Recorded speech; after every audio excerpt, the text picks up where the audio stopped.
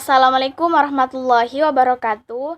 Pada video kali ini saya akan menjelaskan materi mengenai tugas perkembangan pribadi individu. Di dalam materi ini terdapat 3 subtema. Yang pertama yaitu masa akhir kanak-kanak, yang kedua masa remaja, dan yang ketiga masa dewasa dini. Nah, yang pertama saya akan jelaskan mengenai masa kanak-kanak akhir. Masa kanak-kanak akhir atau late childhood atau masa anak sekolah ini berlangsung dari umur 6 tahun sampai 12 tahun.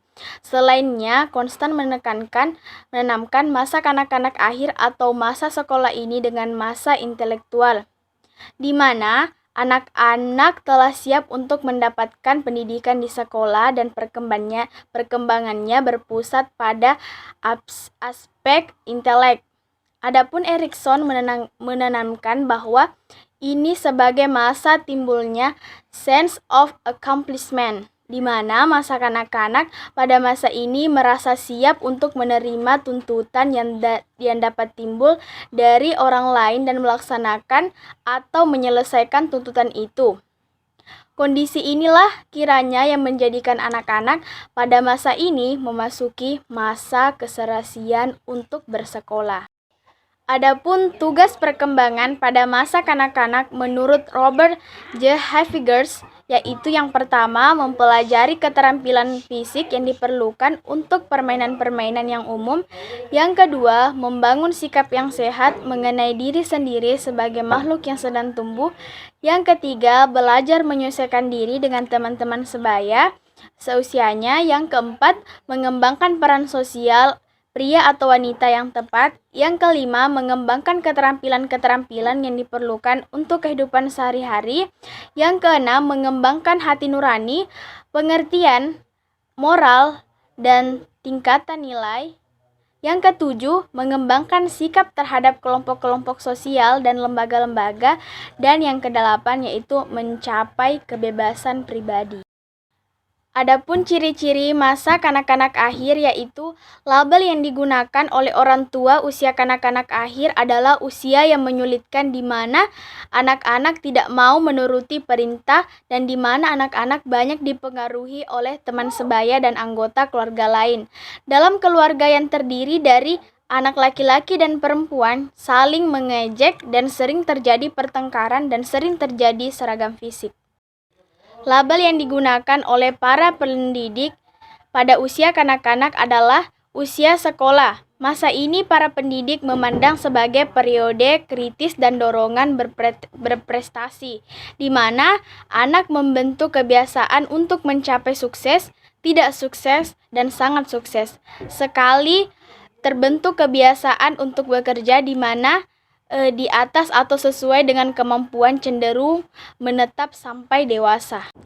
Ahli psikologi menganggap usia kanak-kanak akhir adalah usia berkelompok atau suatu masa di mana perhatian pertama anak tertuju pada keinginan diterima oleh teman-teman sebaya sebagai anggota kelompok, terutama kelompok yang bergengsi dalam pandangan teman-temannya.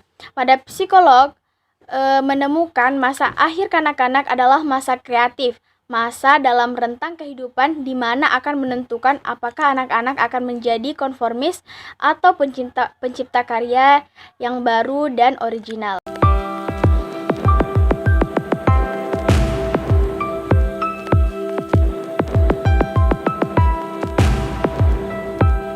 Yang kedua yaitu masa remaja.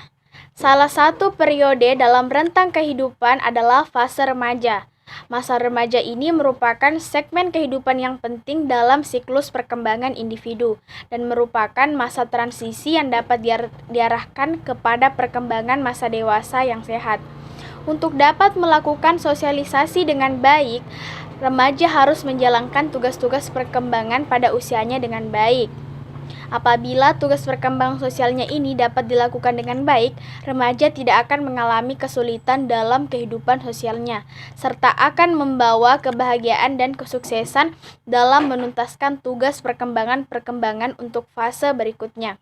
Sebaliknya, jika remaja gagal menjalankan tugas-tugas perkembangannya, akan membawa akibat negatif dalam kehidupan sosial fase-fase berikutnya. menyebabkan ketidakbahagiaan pada masa remaja yang bersangkutan dan menimbulkan penolakan masyarakat dan bahkan kesulitan dalam menuntaskan tugas-tugas perkembangan berikutnya. Menurut William Kay, sebagaimana yang dikutip, Judrik Jahja mengemukakan tugas-tugas perkembangan masa remaja, yaitu yang pertama, menerima fisiknya sebagai keragaman kualitasnya, yang kedua, mencapai emosional dari orang tua atau figur-figur yang mempunyai otoritas, yang ketiga, mengembangkan keterampilan komunikasi interpersonal dan bergaul dengan teman sebaya, baik secara individual maupun kelompok, yang keempat, menemukan manusia model yang dijadikan identitas pribadinya. Yang kelima, menerima dirinya sendiri dan memiliki kepercayaan terhadap kemampuannya sendiri. Yang keenam, memperkuat self-control atau kemampuan mengendalikan diri atas dasar skala nilai, prinsip-prinsip, dan filsafat hidup. Yang ketujuh, yaitu mampu mengembangkan reaksi dan penyesuaian diri atau sikap perilaku kekanak-kanakan.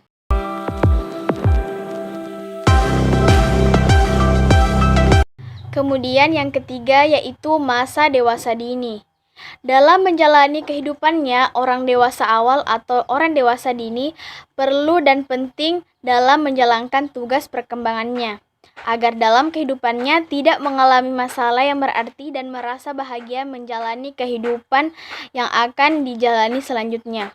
Harlock membagi tugas perkembangan dewasa awal, yaitu yang pertama, mendapatkan suatu pekerjaan, yang kedua, memilih seorang teman hidup, yang ketiga, belajar hidup bersama dengan istri atau suami, atau membentuk suatu keluarga, yang keempat, membesarkan anak, yang kelima, mengolah sebuah rumah tangga, yang keenam, menerima tanggung jawab sebagai warga negara, dan yang ketujuh yaitu bergabung dalam suatu kelompok sosial.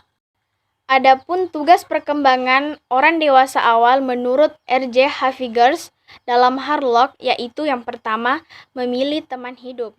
Nah, memilih teman hidup maksudnya di sini pada umumnya pada masa dewasa awal individu sudah mulai berpikir dan memilih pasangan yang cocok dengan dirinya, yang dapat mengerti pikiran dan perasaannya untuk kemudian dilanjutkan dengan jenjang pernikahan. Kemudian yang kedua, belajar hidup bersama suami istri. Maksudnya di sini masing-masing individu mulai menyesuaikan baik pendapat, keinginan, dan minat dengan pasangan hidupnya.